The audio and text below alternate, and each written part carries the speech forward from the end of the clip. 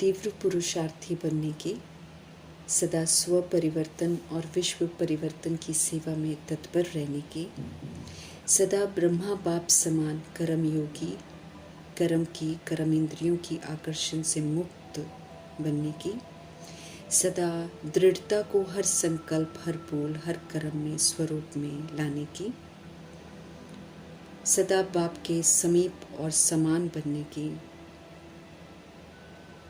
बाप दादा के दिल की दुआओं को प्राप्त करने का पात्र बनने की, अव्यक्त बाप दादा की हम आत्माओं के लिए आज की अव्यक्त मुरली से शिक्षा।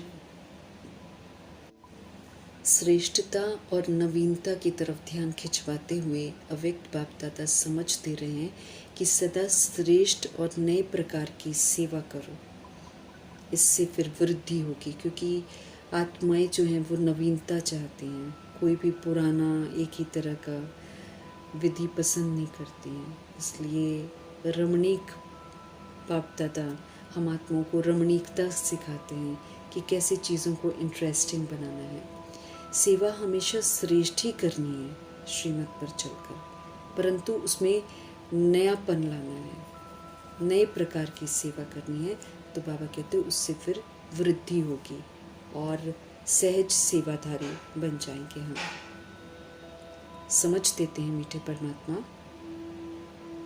कि संकल्पों के द्वारा ईश्वरीय सेवा करो। संकल्प श्रेष्ठ शक्ति है। संकल्प से हम कुछ भी कर सकते हैं। किसी को परिवर्तन कर सकते हैं, किसी को परमात्मा से जोड़ सकते हैं, किसी को हल्का बना सकते हैं, रूह रिहान कर सकते हैं। इसलिए समय के प्रमाण अब आत्माएं सुनना तो ज़्यादा चाहती नहीं है, लेकिन सेवा बहुत ज़रूरी है। इसलिए संकल्पों के द्वारा ईश्वरीय सेवा करने की समझ देते हैं। समझ देते हैं कि संकल्प द्वारा ईश्वरीय सेवा करना ये भी श्रेष्ठ और नया तरीका है सेवा करने का। इसके लिए खाली शुद्धिकरण चाहिए, मनसा बड़ी शुद्ध हो। तो शुद्ध मनसा से शुद्ध शुभ सकारात्मक संकल्प करके हम सेवाएं कर सकते हैं, आत्माओं की वृद्धि कर सकते हैं। मनसा हमारी निराकारी हो, इस तरफ विशेष ध्यान खिंचवाते हैं। समझ देते हैं कि जौहरी भी जो होता है वो सुबह सुबह अपने रत्नों को चेक करता है, साफ है कि नहीं है वो देखता है, चमक देखता है, ठीक जगह पर उसको रखता है। ऐसे ही हम आत्माओं को भी रोज़ अमृत वेले अपने जो संपर्क में आने वाली आत्माएं हैं उन पर संकल्प द्वारा शुभ शुद्ध सकारात्मक कल्याणकारी समर्थ संकल्प द्वारा नज़र दौड़ानी चाहिए। जितना हम सब उनको संकल्प से याद करेंगे, संकल्पों का, श्रेष्ठ संकल्पों का उनको सहयोग देंगे, उतना वो संकल्प उन्हों के पास ज़रूर पहुँचेंगे। ऐसे संबंध संपर्क वाली आत्माएं मेजॉरिटी सुनती नहीं है, सत्य ज्ञान सुनती नहीं है, लेकिन ऐसी आत्माओं की भी हम सेवा कर सकते हैं। तो उसके लिए ज़रूरी है कि अमृत वेले हम उठें, अपने संपर्क में आने वाली जो आत्माएं हैं उन पर संकल्प द्वारा नज़र दौड़ाएं, श्रेष्ठ संकल्प करते हुए उनको देखें। जितना हम उन्हों को संकल्प से, बाबा कहते याद करेंगे, उतना वो संकल्प उन्हों के पास ज़रूर पहुँचेंगे। इस प्रकार सेवा का नया तरीका अपनाते हुए बाबा कहते वृद्धि करते चलो। ऑटोमेटिकली सोल्स जो हैं वो परमात्मा से जुड़ती जाएंगी। हम आत्माओं के सहज योग की सूक्ष्म पावर जो है आत्माओं को आपके तरफ स्वतः ही आकर्षित करेगी।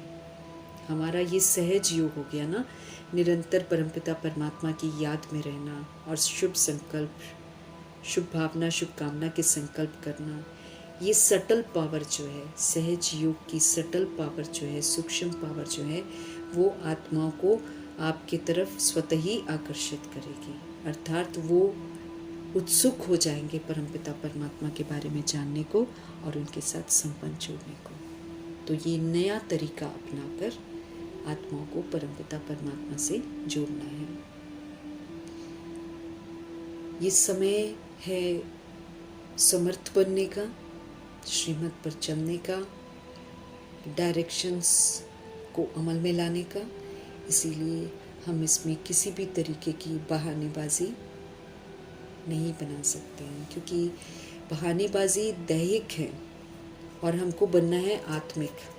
तो दैहिकपन की जो बहानेबाजी है, परमपिता परमात्मा कहते हैं उसको अब मर्ज करो और अब बेहद की वैराग वृत्ति को इमर्ज करो।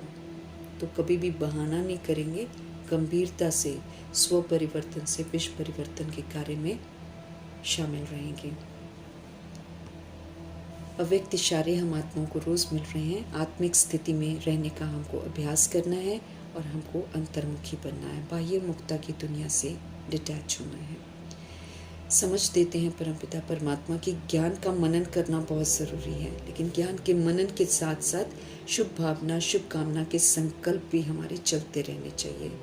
जो भी प्रभु से हमको मिलता है उसका सहयोग सबको देते रहना है। तो सकाश का भी अभ्यास करना है। मन में कभी कोई व्यर्थ संकल्प ना उठे, मन मनाभव रहे। तो इस विधि से मन के मौन का भी ट्रैफिक कंट्रोल करना है। बीच बीच में मीठे परमात्मा कहते हैं दिन फिक्स कर दो, दिन मुकर्रर कर दो कि आज के दिन मन का मौन रहेगा, कोई भी व्यर्थ संकल्प नहीं चलेगा। आज के दिन पूरा भगवान से मिले हुए ज्ञान को, शक्तियों का सहयोग सबको देना है, सकाश देना है। आज के दिन सिर्फ शुभ भावना, शुभ कामना के संकल्प करने हैं। तो जितना अंतर्मुक्ता के कमरे में बैठकर बाबा कहते हैं आप रिसर्च करोगे, उतना बाबा अच्छी अच्छी टचिंग देंगे और फिर ये जो अच्छी टचिंग बाबा से मिलेगी, इससे फिर अनेक आत्माओं को लाभ होगा। समय है खुद भी लाभ लेने का और फिर औरों को भी परमात्म लाभ का सहयोग देने का। समय की समीपता की तरफ पुनः हमारा ध्यान खिंचवा रहे हैं परमपिता परमात्मा।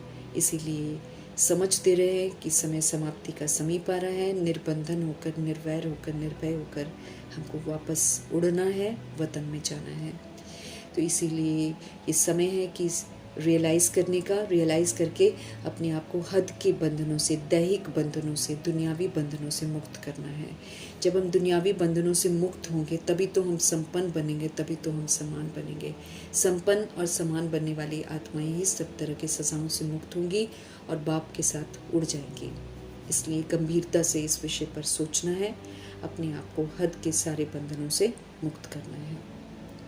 संपूर्ण और समान बनाने वाले अव्यक्त बाप दादा जब अव्यक्त सभा में आते हैं तो अक्सर उन आत्माओं को देखते हैं जो ये पुरुषार्थ कर रही होती हैं, उन्हीं के साथ उनकी रूह रेहान हो रही होती है। तो समान बच्चे जो हैं वो बाप के दिल में समाये रहते हैं।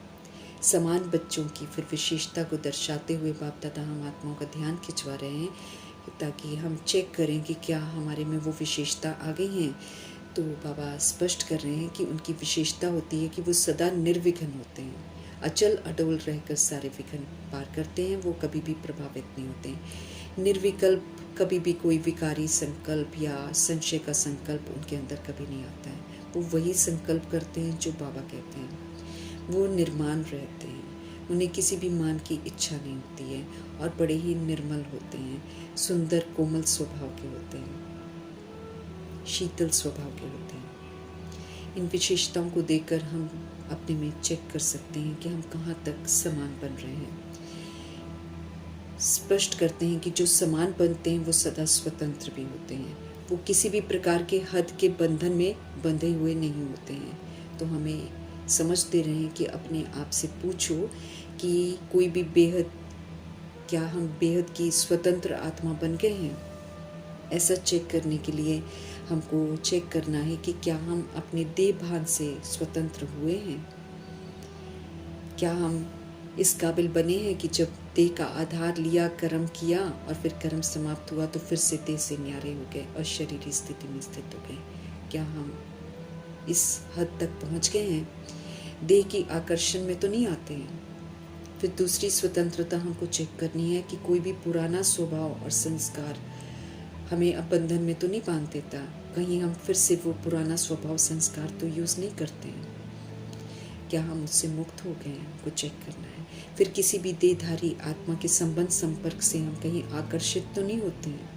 क्या हम आत्मा भाई भाई के संबंध से मिलते हैं? क्या हमको स्मृति रहती है कि हम भी आत्मा परमात्मा की संतान हैं और वो भी प्रभु की अमानत आत्मा परमात्मा की संतान है?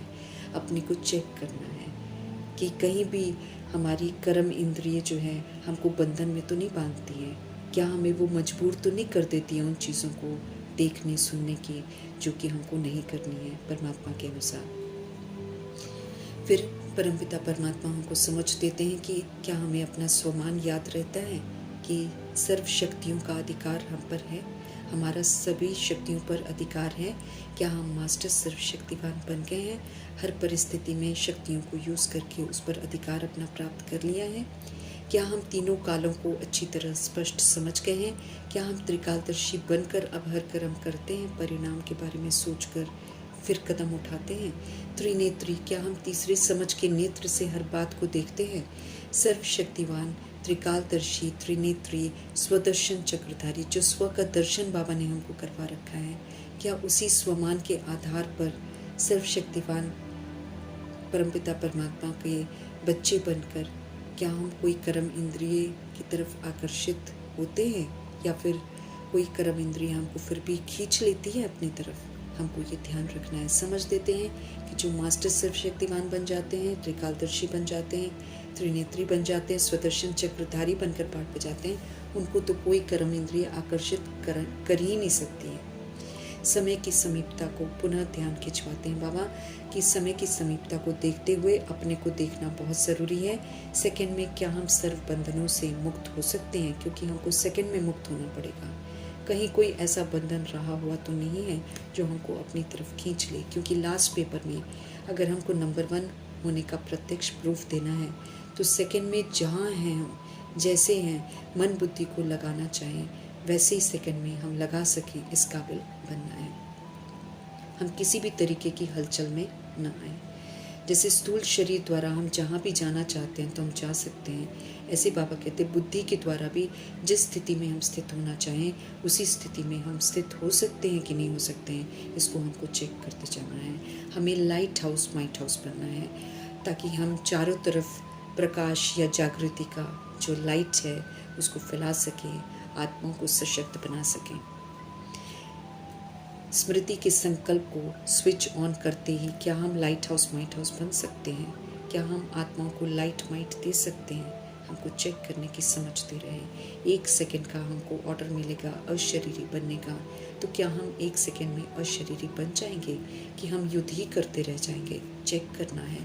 मीठे परमात्मा सावधान करते हैं कि ये जो अभ्यास है ये बहुत काल का अभ्यास चाहिए, ये अंत में हमारे सहयोगी बनेगा।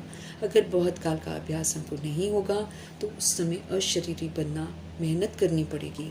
इसलिए बाप दादा हमको इशारा देते हैं कि सारे दिन में भी हम कर्म करते हैं ना, तो बार बार हमको अशरीरी बनने का अभ्यास करते रहना चाहिए। इसके लिए बाबा कहते हैं मन में कंट्रोलिंग पावर की बहुत ज़रूरत है। मन कंट्रोल में रहना चाहिए, मन मनाभव होना चाहिए, फिर हम कभी भी कोई कर्म इंद्रिय के वशीभूत हो नहीं सकते। कोई भी कर्म इंद्रिय में इतनी ताकत नहीं है कि वो हमें वशीभूत कर ले। अगर मन कंट्रोलिंग पावर के अंदर है, अगर मन मनाभव है तो इसकी भी चेकिंग करनी है। मीठे मीठे परमात्मा सभी हम आत्मा को समझ देते हैं कि सभी आत्माओं को शक्ति का वरदान देने की इस समय ज़रूरत है। आत्माएं जितनी भी मौजूद हैं जो बाबा से संपर्क नहीं करती हैं, बाद में आती हैं, बाबा कहते हैं वो यही उम्मीद करती हैं कि हम मास्टर सर्वशक्तिवान आत्माएं जो हैं अपनी शुभ इच्छा से, है ना, बिना में मतलब उनकी शुभ इच्छा यही है, जो आत्माएं हैं उनकी शुभ इच्छा यही है कि हम मास्टर सर्वशक्तिवान बनकर बिना मेहनत के, उनको बिना मेहनत के, बिना मेहनत के वरदान के द्वारा ही, दृष्टि के द्वारा भी और वाइब्रेशन द्वारा हम उन्हें मुक्त करते हैं। मानो बाबा समझ देते हैं कि वर्ल्ड की जितनी भी सोल्स हैं जो बाबा से नहीं पढ़ते हैं, उनकी यही तमन्ना है कि बाबा के जो बच्चे हैं, जो निमित्त बच्चे हैं, वो मास्टर सर्वशक्तिवान बच्चे जो हैं वो बिना मेहनत के, वरदान के द्वारा ही, दृष्टि के द्वारा ही, वाइब्रेशन के द्वारा ही उन आत्माओं को मुक्त करते हैं। वो मेहनत नहीं करना चाहते हैं, वो इस उम्मीद में बैठे हैं कि वरदान के द्वारा ही, दृष्टि के द्वारा ही, वाइब्रेशन द्वारा ही उनको मुक्त किया जाए। बाबा कहते क्योंकि सारे मेहनत करके थक गए हैं, अब सब तो मेहनत से मुक्त हो गए। बाबा हम आत्माओं से पूछ रहे हैं कि क्या हम सभी मेहनत से मुक्त हो गए हैं, क्योंकि हमें दूसरी सोल्स को मुक्त करना है, वो पुरुषार्थ नहीं करेंगे। हम आत्माओं की वजह से वो बंधन में बंधे हैं, अब हम आत्माओं की वजह से ही वो मुक्त होंगे।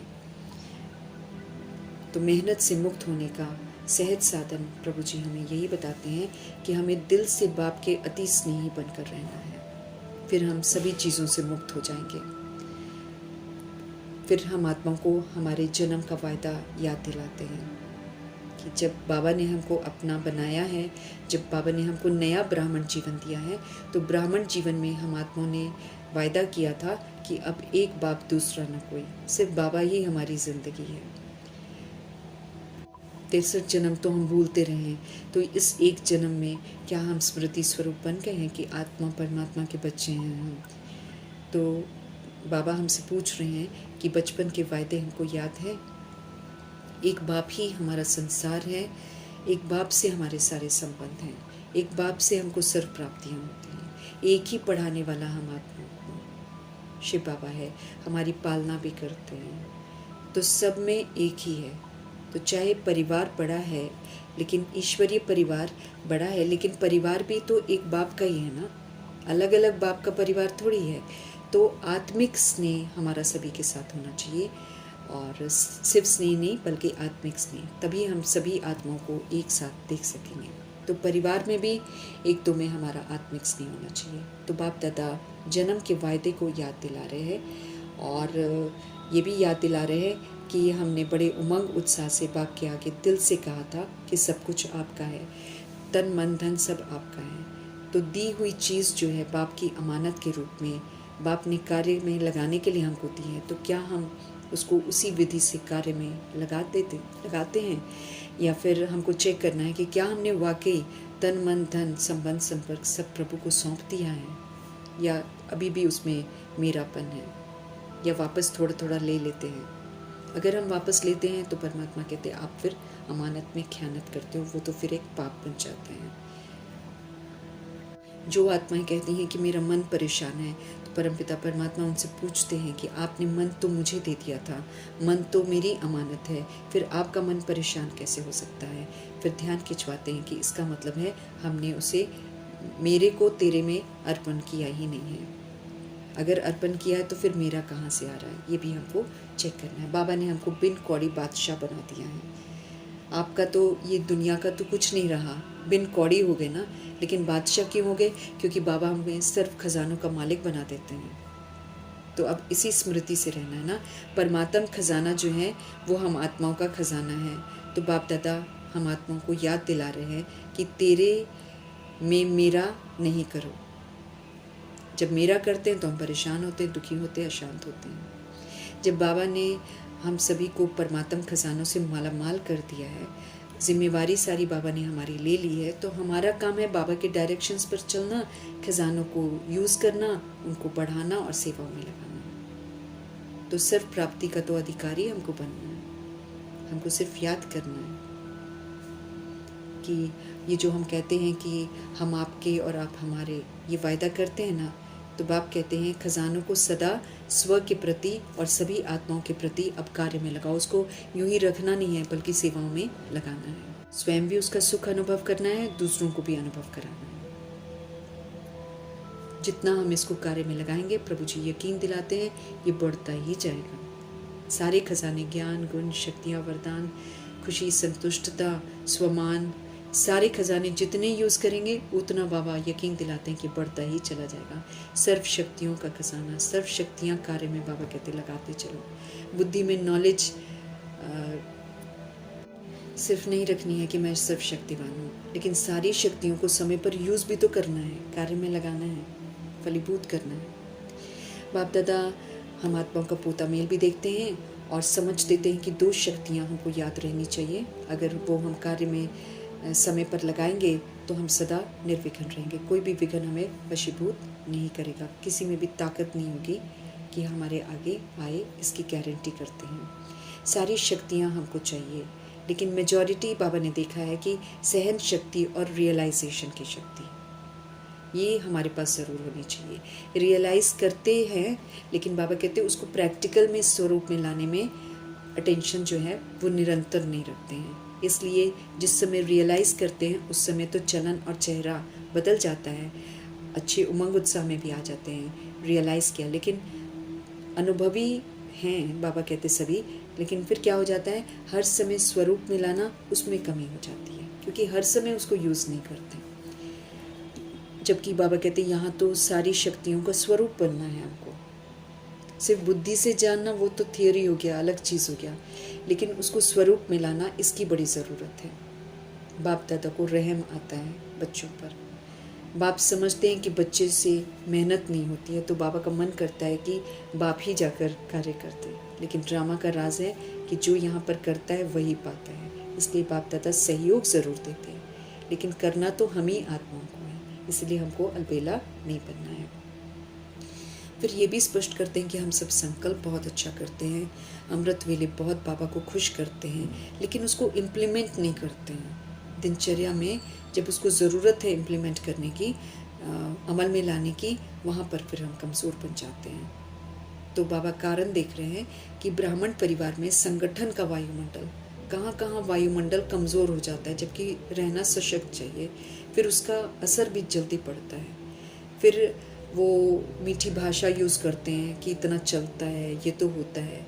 ऐसे समय पर ये संकल्प करते हैं, ये चलता है। बाबा कहते हैं ये सारा अलबेलापन है, इस भाषा को परिवर्तन करना है। बाप का फरमान क्या है उसको याद करना है, बाप को क्या पसंद है उसको याद करना है, और फिर वैसा कर्म करना है। बाप का पसंद के अनुसार चलना है ना, अपनी मनमत नहीं चलानी है, इसलिए अलबेला नहीं बनना है। अगर बाप हमको याद आ जाते हैं तो अलबेलापन समाप्त हो जाता है, उमंग उत्साह आ जाता है। अलबेलापन भी बाबा कहते बहुत तरह तरह का होता है, रॉयल भी होता है। इसलिए बाबा कहते इसका ध्यान, बाबा कहते खिंचवाओ, लिस्ट निकालो। एक साधारण अलबेलापन होता है, एक रॉयल अलबेलापन होता है, तो इसकी लिस्ट निकाल कर इसमें डिवाइड करो कि साधारण अलबेलापन क्या होता है और रॉयल कौन सा होता है, और फिर उससे मुक्त हो जाओ। अलबेलापन जो है, क्योंकि बाबा कहते हैं ये अलबेलापन संकल्प में दृढ़ता लाने ही नहीं देता है, और दृढ़ता सफलता का साधन है। इसलिए जब संकल्प अच्छा करते तो संकल्प तक ही रह जाता है, लेकिन स्वरूप में नहीं आता, जबकि उसको लाना स्वरूप में है। तो वायदे जो बाबा याद करा रहे हैं, उन अच्छे अच्छे वायदों को बुद्धि में रखते हुए उनको अमल में भी लाना है, उसका फ़ायदा उठाना है। अमल में लाने से उसका लाभ मिलता है। तो बाप दादा चाहते भी हैं और पूछते भी हैं लोग कि बाप दादा क्या चाहते हैं। तो बाप दादा यही चाहते हैं कि समय से पहले हम सभी आत्माएं एवर रेडी बन जाएं, हम बाप समान बन जाएं, हम संपन्न बन जाएं, संपूर्ण बन जाएं। समय हमारा मास्टर ना बने, ये उनको ज़रूर होना है, क्योंकि समय तो सब कुछ चेंज करेगा ही करेगा, लेकिन बाबा समय से पहले हमको चाहते हैं कि हम चेंज हो जाएं। तो समय के मास्टर हम सब हैं, इसलिए बाप दादा यही चाहते हैं कि समय के पहले ही हम सब संपन्न बने और विश्व की स्टेज पर बाप के साथ साथ प्रत्यक्ष हो जाए, है ना। तब सभी का जो ध्यान है वो बाबा की तरफ जाएगा, तब सभी बोलेंगे अहो प्रभु तेरी लीला अपरंपार है। जो नए बच्चे आए हैं उनको भी बाबा उमंग उत्साह दिलाते हैं और समझ देते हैं कि कमाल करके दिखाओ, भले पीछे आए हैं लेकिन आगे जा सकते हैं। स्व और सेवा पर तो अटेंशन डबल विदेशी अच्छा देते हैं, लेकिन बाबा अंडरलाइन करवाते हैं कि जो भी परिवर्तन का संकल्प लेते हैं ना, और अच्छा उमंग उत्साह हिसाब से लेते हैं, बाबा कहते हैं उसको सिर्फ अंडरलाइन करने की बहुत ज़रूरत है। बदलना है, बदल कर फिर विश्व को बदलना, हमें खुद को बदलना है और फिर विश्व को बदलना है। ये दृढ़ता की अंडरलाइन बार बार हमको करनी है ताकि हम विस्मृत ना हों। सेवा और स्व पर पूरा अटेंशन देना है, लेकिन टेंशन नहीं लाना है, अटेंशन को ज़रूर रखना है, टेंशन को समाप्त कर देना है। हिम्मत की मुबारक देते हैं, क्योंकि जो हिम्मत करता है उससे प्रभु की मदद ज़रूर मिलती है। जो याद करते हैं उन्हें बाबा दिल की दुआएं देते हैं। तो बाबा के दिल की दुआओं का पात्र बनना है, उनकी यादों में रहना है। समय की समीपता प्रमाण 1 सेकंड में अशरीरी भव की जो ड्रिल है वो करते रहना है। ध्यान खिंचवा रहे हैं बाबा, स्पष्ट कर रहे हैं कि अगर अंत में हमको पास होना है तो ये ड्रिल बहुत ज़रूरी है। इसलिए 1 सेकंड में देवभान से परिस्थिति में स्थित होना है। कोई आकर्षण फिर हमको आकर्षित न करे। ये बीच में कर करके देखते रहना है, क्योंकि 1 सेकंड में ही हमको शरीर छोड़ना पड़ेगा। तो अभी से अभ्यास होगा अशरीरी बनने का, अभी से अभ्यास होगा कहीं भी आकर्षित नहीं होने का, तो सहज ही हम उस समय भी आकर्षण मुक्त होकर 1 सेकंड में अशरीरी होकर बाप के साथ उड़ सकेंगे। हर तरह से हम आत्मा को समर्थ बनाने वाले समर्थ परमपिता परमात्मा जी का तहे दिल से हम धन्यवाद करेंगे। धन्यवाद करते हुए ओम शांति। ऐसा श्रेष्ठ बनने वाले ब्रह्मा माँ का भी हम तहे दिल से धन्यवाद करेंगे। ओम शांति।